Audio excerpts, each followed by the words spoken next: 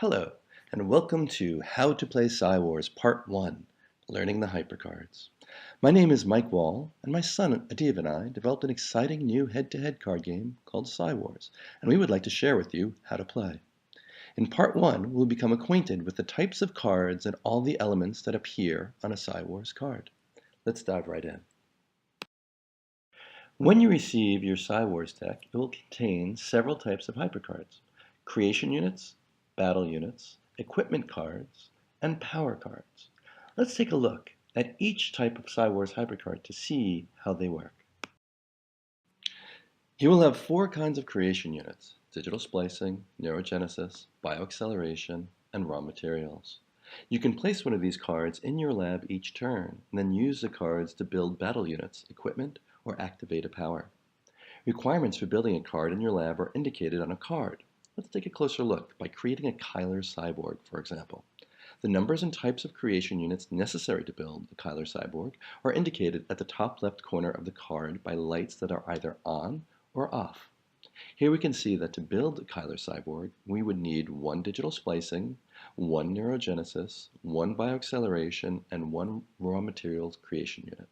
The fifth light here indicates that you can use any type of creation unit, but you can see that this light is off for this example, so that it is unnecessary. We're going to talk next about the three types of battle units. The top row are beings. They are all biomass with no digital components. The middle row are robots that have no biomass but only digital components, and the bottom row are cyborgs. They have both biomass and digital components. Let's first take a look in detail at a being card. First, we can see that this is a battle unit card by the color of the vertical stripe on the left side. Battle units are blue. The upper left lights indicate that this card requires one neurogenesis, one bioacceleration, and any creation unit of your choice to create this card. Next, we will move to the bottom screens, which indicate the attack and defense strengths of all battle units.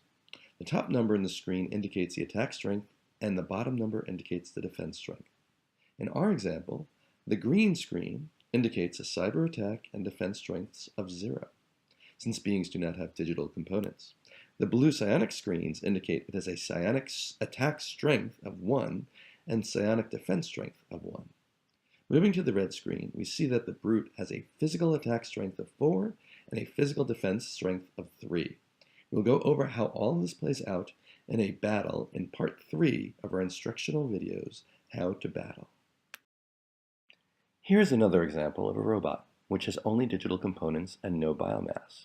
This is observed both by the lack of biomass and neurogenesis creation units, as well as the blue screen, which has a psionic attack and defense strength of 0.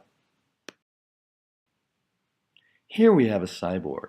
As you can see, each of the 4 creation units are required to create a cyborg. You can also notice that cyborgs have digital, psionic, and physical attack and defense strengths. Finally, you will see that by the text at the bottom of the card, cyborgs can also have attacks that operate over distances, including attacking your opponent's decks, equipment cards, creation units, etc.